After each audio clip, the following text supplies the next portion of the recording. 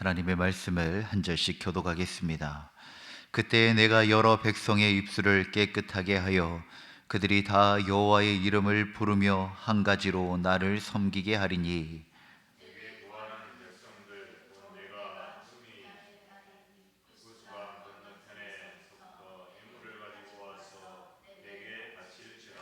그날에 내가 내게 범죄한 모든 행위로 말미암아 수치를 당하지 아니할 것은 그때에 내가 내 가운데서 교만하여 자랑하는 자들을 제거하여 내가 나의 성산에서 다시는 교만하지 않게 할 것임이라.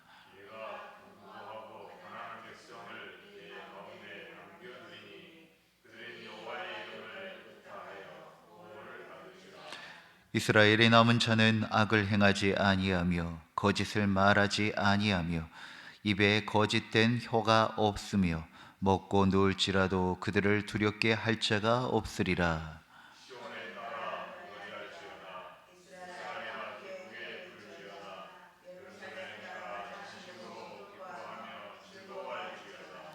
여호와가 내 형벌을 제거하였고 내 원수를 쫓아냈으며 이스라엘 왕 여호와가 내 가운데 계시니 내가 다시는 화를 당할까 두려워하지 아니할 것이라.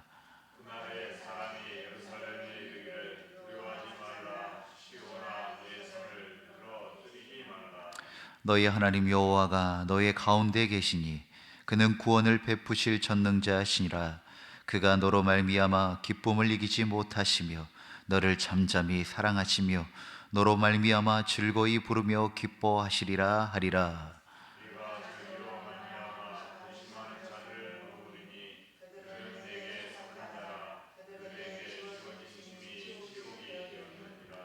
그때 내가 너를 괴롭게 하는 자를 다 벌하고 저는 자를 구원하며 쫓겨난 자를 모으며 온 세상에서 수욕받는 자에게 칭찬과 명성을 얻게 하리라. 그때 너희를 모을지라. 내가 너희 목전에서 너희의 사로잡힘을 돌이킬 때 너희에게 천하 만민 가운데서 명성과 칭찬을 얻게 하리라. 여호와의 말이니라. 아멘. 우리가 사는 세상은 여전히 죄와 불의가 가득 차 있습니다. 그러나 하나님께서는 그 세상을 공의롭게 정의롭게 행하시는데 심판하신다고 분명히 말씀하십니다. 그러나 하나님의 역사는 그 심판으로 끝나지 않으십니다. 언제나 남은 자를 보존하시고 회복과 구원의 길을 여시는 것입니다. 오늘 본문 스바냐 3장은 앞선 심판의 메시지를 돌이켜 하나님께서 주실 회복과 소망을 선포하고 있습니다. 무너진 도시, 흩어진 백성, 두려움에 사로잡힌 자들이 다시 하나님의 임재 안에서 기뻐하고 즐거워할 날이 올 것이라고 말씀하고 있는 것입니다. 그런데 그러한 소망을 기대하고 있는 것은 우리의 어떠한 나아짐과 선한 근거가 있는 것이 아니라 우리에게 남은 그 소망은 우리나 상황이나 시대 속에 있는 것이 아니라 바로 하나님께서 너희 가운데 계시기 때문에 하나님의 소망과 회복이 아직 살아있다는 것입니다. 주님이 우리 가운데 계신다는 것을 믿고 우리가 어느 순간에든지 그 소망을 잃지 않고 살아가는 우리가 되어지기를 간절히 소망합니다. 오늘 말씀을 통해 우리는 구원의 하나님이 어떤 은혜를 주시는지 함께 말씀을 나누고자 합니다. 첫째는 하나님께서는 언어와 예배를 새롭게 하십니다. 구절은 이렇게 시작합니다. 내가 너희 백성의 입술을 깨끗하게 하여 그들이 다 여호와의 이름을 부르며 한 가지로 나를 섬기게 하리니 라고 말씀합니다. 여기서 입술을 깨끗하게 한다라고 하는 것은 정결하게 하다라고 하는 그 의미인데 단순히 말이 정화된다는 그 수준을 넘어서는 것입니다. 예배와 삶 전체를 완전히 하나님께서 새롭게 하신다라고 하는 의미입니다. 우리의 입에서 불평보다는 감사가 나와야겠죠. 미움보다는 또 은혜가 나와야, 사랑이 나와야겠지요. 절망보다는 소망이 나와야 합니다. 그러나 단순히 우리의 말이 내용이 불평에서 감사로, 미움에서 사랑으로, 절망에서 소망으로 바꾸어지는 그 정도가 아니라 우리의 입에서 무엇이 나오냐면 살아계신 여호와의 이름이 나온다는 것입니다. 생명이요, 또 길이요, 진리요, 영원한 그 평강의 이름인 여호와 하나님의 이름이 선포되어질 때 우리의 언어가 바뀌고 우리의 입술이 바뀌어 우리의 삶을 변화시키는 놀라운 하나님의 역사가 견인된다는 것입니다. 우리의 입술만 바뀌어도 우리가 살아가는 삶의 내용이 달라지는 것입니다. 우리의 입술 안에서 하나님의 이름을 고백하게 되면 어떻게 될까요? 언어가 변화되고 우리의 삶이 변화되어지며 우리가 역사가 바뀌어지는 그 하나님의 놀라운 그 은혜와 또 일하심을 보게 된다는 것입니다. 그리하여 사랑하는 성도 여러분, 우리의 입술에 항상 여호와의 이름이 증거되어지기를 간절히 소망합니다. 하나님께서 우리에게 행하신 일을 선포하며 또한 하나님께서 우리에게 행하실 구원을 선포할 수 있는 그런 미래적인 소망과 그리고 그런 묵시를 가지고 살아가는 우리가 되어지기를 간절히 소망합니다. 그렇게 될 때 우리가 비로소 하나 되어질 수 있다는 것입니다. 바벨탑 사건은 흩어진 언어는 하나님이 없는 교만의 결과였습니다. 그들은 자신들이 가지고 있는 힘을 가지고 우리가 모여서 저 높은 곳까지 하나님 바로 밑까지 성을 지어보자, 그리고 우리의 이름을 내자라고 이야기하였습니다. 그리하여 얻게 되어진 게 무엇입니까? 하나님께서 그들의 언어를 흩어버리십니다. 함께 있지만 함께 할 수 없는 그러한 상황이 되어진 것입니다. 그런데 또 우리가 알고 있는 초대교회 오순절 사건 안에서는 그 언어의 장벽을 넘어 하나님께서 성령으로 말미암아 그들에게 각각의 방언을 주십니다. 언어가 흩어진 듯 하지만, 다른 언어를 쓰고 있는 듯 하지만 오히려 그들이 그들의 언어를 통하여 받은 방언을 통하여 우리 주 예수 그리스도의 부활하심을 증거하기 시작합니다. 그러자 그곳에 있는 많은 각지 이방에서 온 사람들이 예수 그리스도의 그 복음을 통하여 하나 되어 하나님을 찬양하고 있는 놀라운 역사를 보게 되어집니다. 사랑하는 성도 여러분, 우리의 언어가 흩어지는 것이 아니라 예수 그리스도의 이름으로, 여호와의 이름으로 모여질 때 흩어졌고 깨어졌던 그 영혼들이 다시 하나 되게 하는 놀라운 회복의 역사를 경험하게 된다는 것입니다. 스바냐서는 그 마지막 날 하나님은 모든 민족이 깨끗한 입술로 여호와의 이름을 부르게 하시며 그것을 통하여 언어가 회복되어지고 예배가 회복되어진다는 것을 말하고 있는 것입니다. 단순히 우리의 고백이 아니라 그것을 통하여 진정으로 그 예배 안에서 예수 그리스도를 통하여 하나 되게 하시고 일치되게 하시는 그 연합의 그 아름다운 비밀을 우리가 경험하게 되고 또 누리게 된다는 말씀인 것입니다. 또한 10절은 구스강 건너편 곧 세상의 끝에서까지 하나님의 백성이 예물을 가지고 나와 경배할 것이라고 말하고 있습니다. 그것은 바로 복음의 보편성을 말하고 있는 것입니다. 우리는 소망하지 않았던 그 백성들, 저 사람들은 하나님의 진노 가운데 피하지 못할 거야 라고 생각했던 그들에게까지도 주님의 복음이 증거되어져 모든 열방이 우리 주 여호와 하나님께 함께 찬양하는 그날이 오게 된다는 것입니다. 이스라엘의 하나님은 이스라엘만의 하나님이 아닙니다. 나의 하나님은 나만의 하나님이 아니라는 것입니다.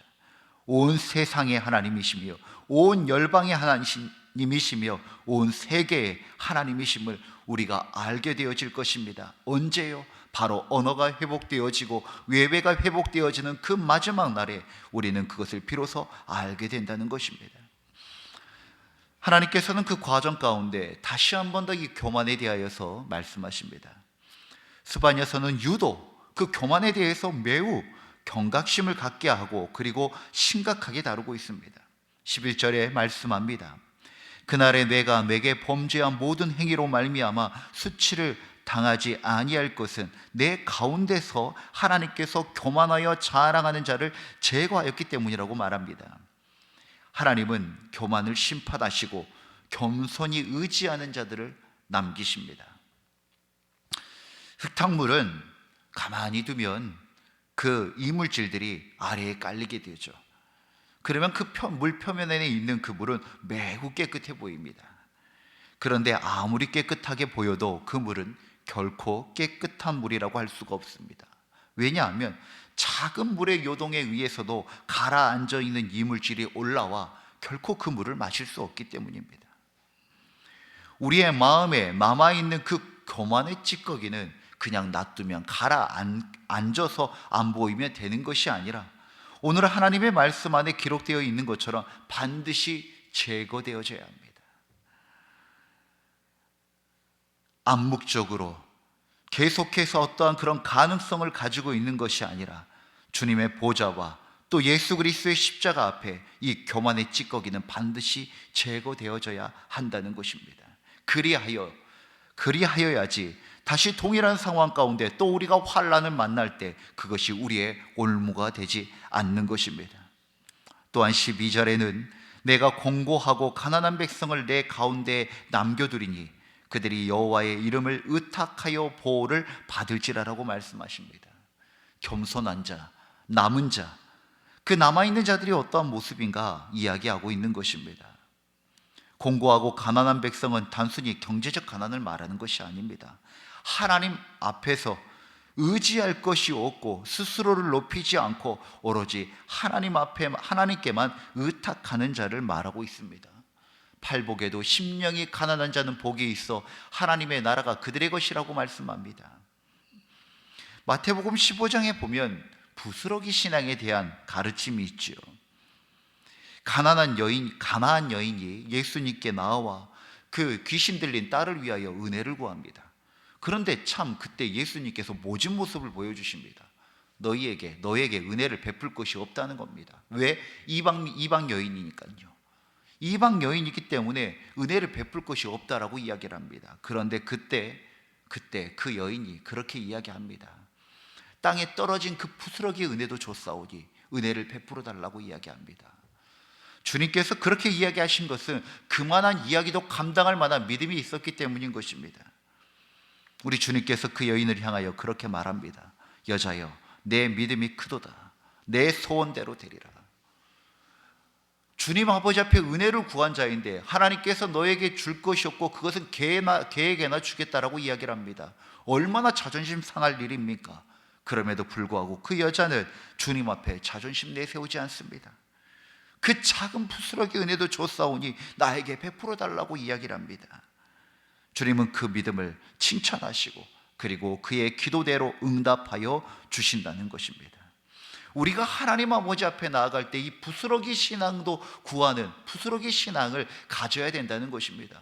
하나님, 나만요, 내 것만요, 내 생각만요, 이 큰 것만요, 그런 것이 아니라 하나님, 주님께서 주시는 그 작은 부스러기도 내 삶을 바꿀 만한 그 충분함이 있사오니 하나님, 나에게 그 작은 것이라도 주시옵소서라고 하는 그 갈급한 심령, 그 간절한 심령으로 나아갈 때 하나님은 그 공고하고 가난한 백성을 남은 자가 되게 하셔서 그 마지막 때에 반드시 지키고 보호하시고 구원하신다는 것입니다.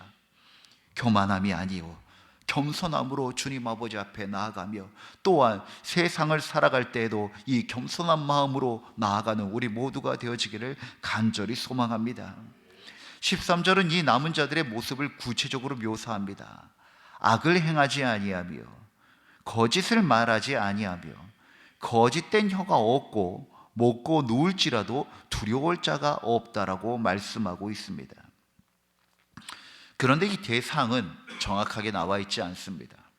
이 말씀의 대상은 하나님이기도 하며 동시에 이웃이 되어질 수 있습니다. 하나님을 향하여서 이 말씀을 적용하면 어떻게 될까요? 하나님 앞에 정직하겠다는 것입니다. 가하지도 않고 감하지도 않겠다는 것입니다. 그렇기 때문에 악을 행하지 아니하고 하나님 앞에 거짓을 고하지 않는 것이지요. 또한 먹고 누울지라도 두려워할 자가 없다는 것은 철저히 하나님의 도우심과 돌보심이 완전하기 때문에 하나님을 의지할 수 있다는 것입니다. 피할 길이 있다는 믿음이 있는 거죠. 그런데 이 말씀이 또 사람에게 향하여서는 어떻게 되어질까요? 공동체 안에서 정의와 공의를 행하겠다는 것입니다. 나의 개인적인 사사로운 이익을 위해서 거짓을 행하지 않겠다는 것입니다. 그리고 이웃과의 관계가 온전하여지는 것이죠. 그냥 먹고 누웠을지라도 누군가가 나를 해치지 않는 그런 온전하고 친절하고 건강한 관계를 유지해 나아갔다는 것입니다. 사랑하는 성도 여러분, 하나님께서 우리에게 주신 말씀은 단지 하나님과 우리 안에 1대1의 관계만 적용되는 것이 아닙니다. 계명에 있듯이 하나님 사랑과 이웃 사랑을 하나님께서 항상 함께 말씀하셨습니다. 이 남은 자의 모습은 하나님 앞에서는 정직과 은혜를 구하는 자이며 겸손을 행하는 자이며, 또한 사람에게서는 정의와 그리고 공의를 통하여서 공동체를 이루어가고, 그리고 이웃과의 관계가 하나님 안에서 아름답게 연합하는 그러한 모습들을 보여주고 있는 것입니다.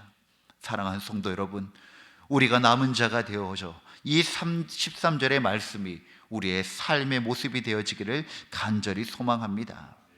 그러할 때 참 귀한 말씀, 그 이어서 나오는 말씀이 기뻐하며 부를 노래입니다.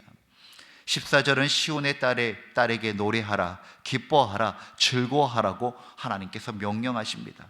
왜 기뻐할 수 있습니까? 15절에 해답이 있습니다. 여호와가 내 형벌을 제거하였고 내 원수를 쫓아냈으며 여호와의 왕 이스라엘의 왕 여호와가 내 가운데 계시니 내가 다시는 화를 당할까 두려워하지 아니할 것이라고 말씀하십니다. 노래하고 기뻐하고 즐거워할 수 있는 근거가 너희 가운데 여호와 하나님께서 함께 하신다라고 말씀하십니다. 우리 주 예수 그리스도의 임마누엘 하나님이 바로 오늘 이 시간, 그리고 이 말씀 안에도 깃들어 있는 것입니다. 그리고 그 말씀은 절정의 약속으로 향합니다. 너희 하나님 여호와가 너희 가운데 계시니 그는 구원을 베푸실 전능자시라. 그가 너로 말미암아 기쁨을 이기지 못하며 너를 잠잠히 사랑하시며 너로 말미암아 즐거이 부르며 기뻐하시리라. 이 17절의 내용은 지금 누구의 내용입니까? 하나님을 찬양하는 우리 성도들의 이야기가 아닙니다. 하나님의 이야기입니다. 하나님께서 그 남은 자들을 보시며 기쁨을 이기지 못하신다는 거예요. 웃음을 참는 것이 아니라 그 참지 못한 그 감격과 기쁨이 하나님의 마음을 지금 표현하고 있는 것입니다. 참 너무나도 귀한 말씀 아닙니까? 우리 한 영혼을 바라보시며 하나님께서 우리의 인생과 우리의 영혼을 바라볼 때마다 탄식하시는 것이 아니라 기뻐하시며 기쁨을 이기지 못하시는 그 하나님의 그 한박 웃음이 이 말씀 안에 담겨져 있는 것입니다. 주님의 기쁨 되는 인생 되어집시다. 하나님께서 우리를 바라보실 때마다 아이고 저 인생 어찌할꼬 하면서 탄식하는 것이 아니라 내가 네 때문에 숨쉬고 산다, 너희 때문에 기뻐한다 라고 할 수 있는 우리의 심령과 우리의 삶이 되어지기를 간절히 소망합니다. 하나님께서 그 남은 자들을 통하여 기쁨을 숨기지 않고 마음껏 기뻐하고 계십니다. 이것은 바로 성도의 정체성입니다. 우리가 왜 이 땅 가운데 수고하고 환난 가운데서도 말씀을 붙들고 살아갑니까? 그것은 바로 하나님의 기쁨 되어지며 우리의 영원한 예배의 주인 되신 우리 여호와 하나님을 예배드리기 위한 것이지 그 이유 때문이 아닙니까? 우리는 하나님이 기뻐하시는 존재로 살아가야 합니다. 여호와의 사랑은 잠잠히 그러나 강하게 또한 우리의 삶을 붙들어 줍니다. 그분의 임재는 우리의 두려움을 몰아내고 평강으로 바꾸시는 것입니다. 어린아이가 아버지의 품에 안기면 두려움이 사라져 그 안식할 때, 또 아비는 그 품에 안긴 어린아이를 보며 참 기쁨과 사랑 가운데 젖어지는 것처럼 하나님과 우리의 관계가 그러한 관계가 되어지기를 간절히 소망합니다. 그리하여 마지막 18절부터 20절 말씀은 하나님께서 남은 자를 회복하시고 또 그들을 존귀케 하시는 그러한 말씀입니다. 사랑하는 성도 여러분, 스바냐의 마지막 장은 우리에게 소망의 메시지를 보여줍니다. 이 말씀을 통하여 우리는 우리를 또 다시 한 번 더 점검해 보아야 합니다. 나는 하나님께서 나의 입술을 깨끗하게 하시고 예배를 회복하신다는 이 약속의 말씀을 믿고 살아가고 있는가? 내 입술의 언어는, 나의 예배는 정말 하나님을 향하여 아름다운 주님의 이름이 선포되어지고 있는가 돌아보아야 한다는 것입니다. 또한 내 심령이 여전히 겸손이 아니라 교만한 마음으로 붙들고 있지는 않는지, 하나님을 의탁하기보다는 내 방법과 내 기질을 의지하고 있지 않는지 돌아보아야 한다는 것입니다. 그리고 마지막 권면은 이 두려움 속에서 살아가고 있는지, 아니면 그 두려움 상황 속에서도 여호와 하나님을 믿고 평강과 안전을 믿고 살아가고 있지는 않는지, 여호와 하나님을 기뻐하고 살아가고 있지는 않는지, 오늘의 말씀을 통하여 우리의 심령과 우리의 삶을 다시 한 번 더 비추어 보는 귀한 시간이 되어지기를 간절히 소망합니다. 오늘도 하나님은 우리의 삶 가운데 함께 하시며 우리의 회복과 구원을 이루실 것이며, 그러므로 우리는 두려워하지 않고 기뻐하며 겸손히 하나님을 의지하는 그런 복된 하루가 되실 것입니다. 기도하겠습니다. 구원의 하나님, 오늘 스바냐를 통하여 주신 소망의 말씀에 감사드립니다. 우리의 입술을 새롭게 하시고 교만을 제거하시며 남은 자를 세우시는 주님의 은혜를 찬양합니다. 무엇보다도 우리 가운데 계시며 구원을 이루시는 전능하신 하나님을 의지하는 이 하루가 되게 하여 주시옵소서. 환난은 명쾌하시고 근심이 없게 하여 주셔서 오직 주님의 이름이 우리의 작은 심령과 이 인생을 통하여 하나님 마음껏 고백되어져 주님 아버지 앞에 참 기쁨 되어지는 인생 되어지기를 간절히 소망합니다. 주님 때문에 두려움 대신 기쁨을 누리게 하시고 주님의 그 잠잠한 사랑 속에서 큰 평안을 얻게 하여 주시옵소서. 우리의 영원한 구원의 이름이신 예수 그리스도의 이름으로 기도드립니다. 아멘. 주님이 가르치신 기도로 예배를 마치겠습니다.